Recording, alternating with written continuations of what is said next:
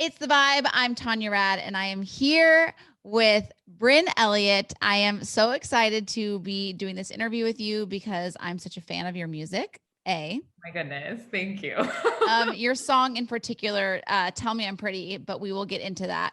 I want to kind of, for everybody that's listening, kind of set the scene of who is Brynn Elliott. When did you start singing? When did all this start for you? Yeah, so I started singing when I feel like I've actually sung my whole life. I grew up in Georgia and my grandparents were around a lot. And when they would cook dinner and they would sing to each other like these old duets. And I just remember being young and like absorbing that. And my Oh, grandfather always said that he taught me how to sing. And I just feel like we were, especially my mom's side of the family, we were always singing. And then it was in high school where I saw this guitar that we had. It was like an old pawn shop guitar that my dad bought. And I was like, oh, I want to like play that. I was overwhelmed with school and I just started every night going into my room, like shutting the door. No one knew about what was going on. and you just taught yourself. Music. I just taught myself on on YouTube. And actually I the first song I ever learned was The Best Day by Taylor Swift. And I like played it for my mom for Mother's Day. So when I saw That like is the re-record recently, I was like, oh, it's beautiful. And That anyway. is honestly, that's really commendable because during lockdown, I wanted to learn how to play invisible string on the ukulele. I've never, I I've love never, that. I Can you didn't get try? past one chord. Like I could not do it. So the That's fact a that you tricky taught, song. oh, I is also it? tried to learn it, and like this is my job to be able Oh, to okay. do So I it. picked a hard one. Okay. So I picked a Hard. hard one to start. I will give myself that. But I mean, teaching yourself anything on YouTube, I think is really commendable because it's not as easy as it sounds. It's true. It's true. I think for me, it was like a need. I needed something outside of school, and I was trying to get into college, and that wasn't something that was like familiar to me or my family. And I was so overwhelmed. And so I think like just getting my hands on a guitar was a way to kind of Release. something. Yeah, And exactly. then when did you start writing your own stuff? So you start learning how to play and singing, but then when did you start doing your own stuff? Yeah, so I started writing my own music around that time. I think it was like a year and a half later. I had a family friend pass away, and she was like a grandmother to Oh, me. I'm And sorry. no, she was this. Thank you. She was just an incredible woman, an artist, and she was feisty but sweet, and just she was like everything I would want to be. And um, she was the first song I wrote my first song about her. Um and so yeah, from there it was just like the floodgates opened, and I was just writing all of the time, and still no one knew about it until I sung at this I went to like a summer camp thing, and there was a talent show, and I I like played at the talent show, and parents came and visited and watched. And my parents were like, oh, like she can sing, like she sings, and people are Uh, like responding well to it. So I think that was kind of I was about 16 at that point, and that was the first time where it was like, oh, this is something maybe that I can do. and then from that point, how did you go about getting a record deal? So my headspace was like not even there. I was like, music is a fun thing. I never could have envisioned a career for myself in music.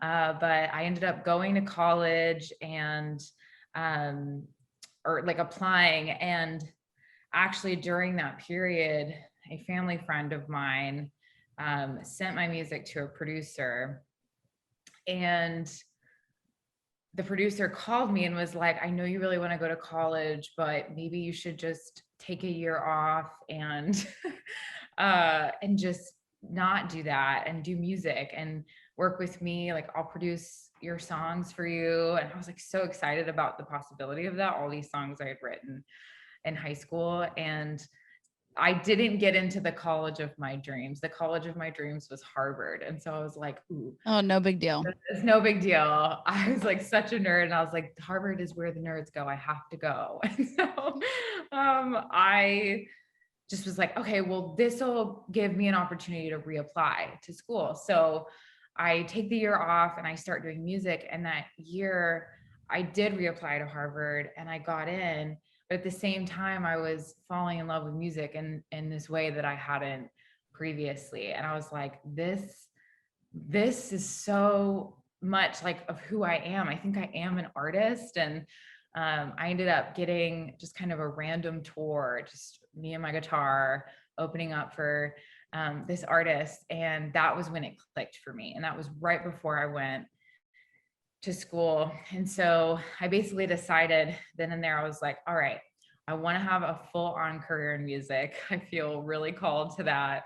I don't know how it's going to happen, but I love playing shows. So I'm just going to go to college and play as many shows as I possibly can.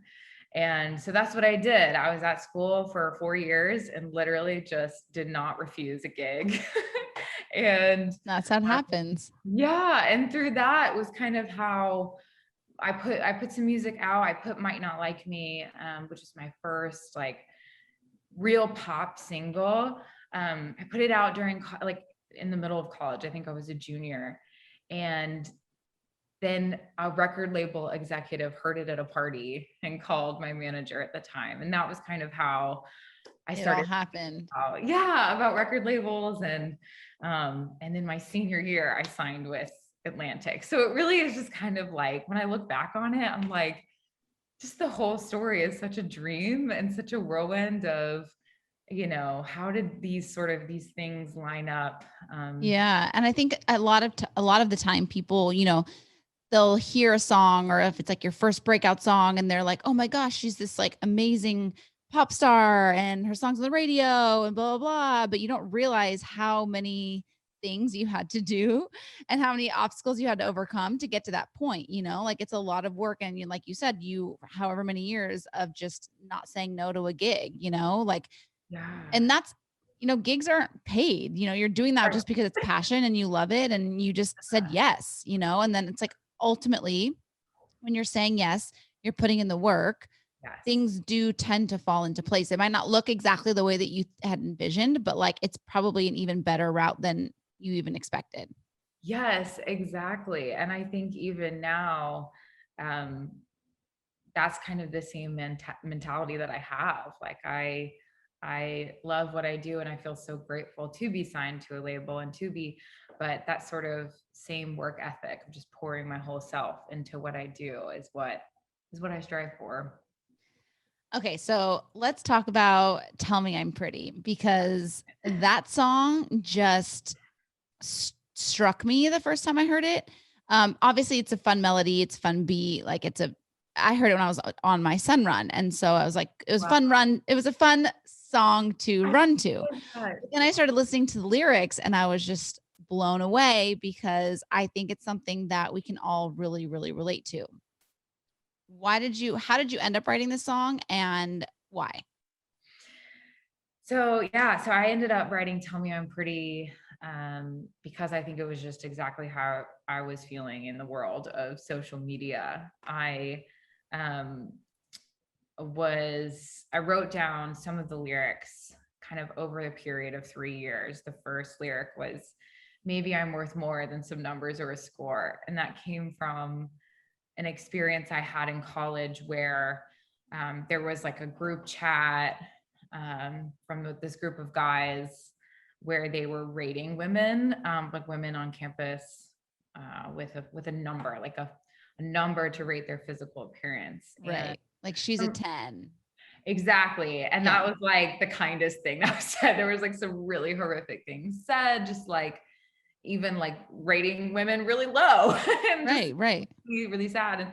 And some of those women were my friends. And so watching them go through it and process that, like, oh, like my physical appearance, my body is like taking on this other thing. And I just thought, like, that's sometimes how I feel when I post selfies, like I'm like, okay, I, want to present this certain self, and like the number of likes that I get is like how good I look. And I just sort of always felt that way with social media. And then 3 years later, I sort of knew I wanted to write a song about beauty and what is real beauty in the age of the internet. And I met a woman named Michelle Buzz, who is one of my most favorite collaborators on my music. And she's a songwriter here in LA. And we had a session, but we also just like became best friends the day we wrote. And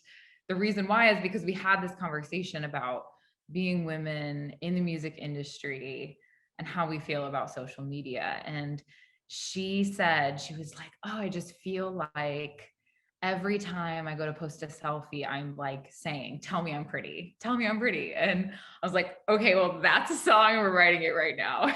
And It is interesting that you say that because, you really, at the end of the day, like I think anyone, male or female, can relate to, you know, uh, I like to post photos, when you get dressed up on the carpet and you get all glammed up and like you just feel like, like a Barbie doll almost, yeah, like I love posting those photos, but then I also really want to keep it real. And like, I try and really post photos without a filter and things like that. And like that, honestly, that transition was hard for me, like not using a filter, because these things make you look better, like they're intended to, right. Yes. and when you look at the numbers, you get a lot more likes on your gorgeous photos than you do on the ones where you just look like yourself. And so it's interesting because it shouldn't matter, like I should just post whatever, we should just post whatever we want and Totally. not necessarily care about how it performs. But in this weird way, we do. Well, and I mean, I followed you for a while. I'm like such a big fan girl of you. And Like, you're so sweet. honestly though, like I really mean it. Like, I'm also like trying to get over the fact that you were listening to my song on your run. I like can't, I can't like comprehend that. Oh yeah. One day I think I listened to it on repeat for like a good 30 minutes of my sun run. So Wow. there's that too. That's amazing. But yeah, no, I've followed you for a while, and I do love how real you keep it, but also like, yes, like you should embrace those beautiful moments, those glam moments, like, because that's who you are. And I think that's really what I wanted to communicate with the song. And like, I love wearing makeup and like learning Right. about makeup, and that's not going to change, but I just want to encourage women to just be themselves on the internet. And I don't wear makeup all the time. And so why wouldn't I post that if I'm feeling it, And Yeah. so yeah, it's just about being real. And I'm really excited about the fact that I am seeing so many women embrace that. And that social media, I think, is becoming this place where we can share those parts of ourselves too. I think there's a lot of hope for that. There is. Wait, there's a lyric specifically where you said, maybe sometime long ago I forgot what I should have known. I don't need nobody else to tell me I'm pretty. And it's like that's exactly it. That's Yeah. exactly what social media is. It's like it's that validation. Yeah. And I think, it is a very fine line because it can be a really beautiful tool too. I think social media it can be toxic and it gets kind of a bad rap. But I think also if you are self assured and self aware, it can be a really beautiful community of people kind of coming together and leaning on each other and just being open about things. And it doesn't have to be also superficial, you know? Yeah, yeah, and it can be a place, like you said, for real connection and community. I posted this TikTok the other day and I shared it to my Instagram as well. And it was about someone had commented on my music video that I like looked a little chubby, and I like definitely did gain weight during the pandemic, and I was like, at first, I was just gonna brush it aside and be like, oh, this dude, whatever, feels like he can comment.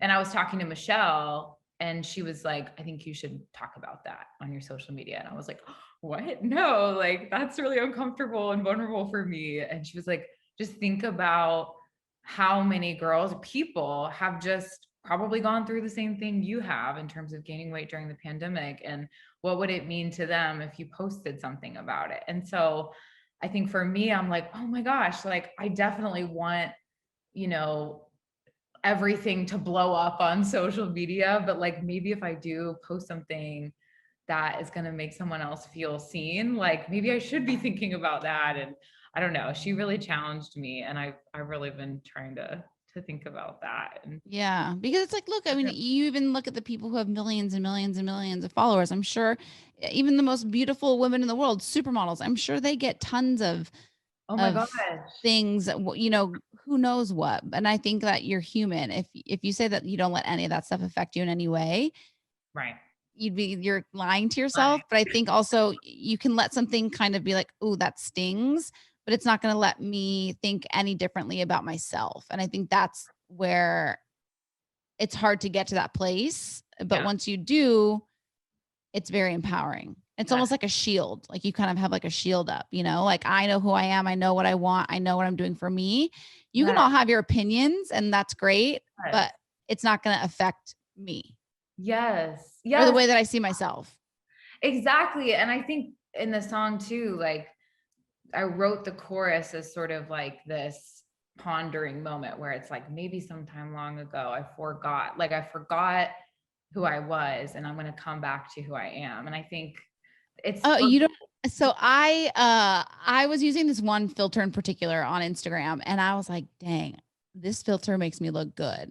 I Mhm. literally to the point where I took a photo of myself with the filter and a photo of myself without it to see what procedure I needed to do Right, to get, and it was like my nose. It was something right, with my nose. And I've totally. never had an issue with my nose my whole Oh, life. I've yep, never had an issue with my yep. nose. And here I am looking at these photos being like, oh, I need to shave my nose down. And that's when I kind of hit my moment of, Wow. okay, I Right. need to start going without a filter and really just embracing this because if I like me, who I feel like I'm in a really good place where I feel very confident and like Yes. self-assured and all of these things, if I'm having this moment of maybe I need to shave my nose down, I Right. bet a lot of other people are doing that times 10. And so I was like, okay, I need to reel it in. And maybe if I can reel it in and show that it's okay, Yes. other people can follow suit. I love that. I love that. I mean, I will never forget it. Like the fact that I literally was comparing the photos to see what I needed to get done. I was like, okay, Yeah, this is a really dark turn and we are reversing that now. totally. Totally. Yeah. I'm in literally the exact same place with the nose. I was like, I've never noticed my nose. And now all of a sudden I'm like, Have totally. you had anybody like in the music industry reach out to you? Like, you know how sometimes artists are listening to songs and they'll post them or whatever. Have you had one of those yet? Yes. So actually, Megan Trainor tweeted about Tell Me I'm Pretty. And I had met her a few times prior to the song coming out, just on the road and stuff. And she's always been so encouraging to me. But it was really, really kind of her to tweet about it because she, in so many ways, kind of embodies this like positivity, body positivity, and like, obviously with her song All About That Bass, like that song and so many other like women artists have written songs about this. And so to have had someone like Megan talk about it was just really, really awesome. And Yeah, she's awesome. I love her. yeah, she's the best. Okay, so what's next for you? So I am just releasing music kind of basically this whole year. I've written an EP and it's called Can I Be Real? And so it is really an EP about all of these things. And yeah, we don't have a set date for it, but hopefully I think this summer or yeah, who knows? I feel like this past year, I'm like, okay, we make plans loosely because the world can literally turn upside down. I think everybody has felt that way. But there's been a Living lot, day by day. yeah, living day by day. There's been a lot of freedom in that. Um, and yeah, so I literally just decided like a few weeks ago that I was going to release a song, and it's coming out this week and I'm so excited. So I'm just going to keep releasing music and sharing what's on my heart and writing music and putting it out there. And I really love being on the road. That like girl who fell in love with being an artist because of live performance is still very much alive in me. And so I'm looking to be on the road as soon as it's safe, and we can do that. So yeah, hopefully this year. I don't know. I'm like crossing. Yeah, no, I'm hearing hopeful optimism in that regard. Yes, yes, Yeah. same. I'm Awesome. yeah. Awesome. Well, thank you so much. Seriously, thank you so much for taking the time. You are amazing. We will Yes. we will You're keep amazing. our finger on you and the music that you're releasing. Please keep us posted on everything that you're doing. Everybody, you can check out Brynn Elliott's single Tell Me I'm Pretty right now. And what else? Yeah, follow me on Instagram. My DMs are open. I love talking to everyone. So yeah, it's just at Brynn Elliott. Amazing. Thank you so much, Brynn. Thank you, Tanya.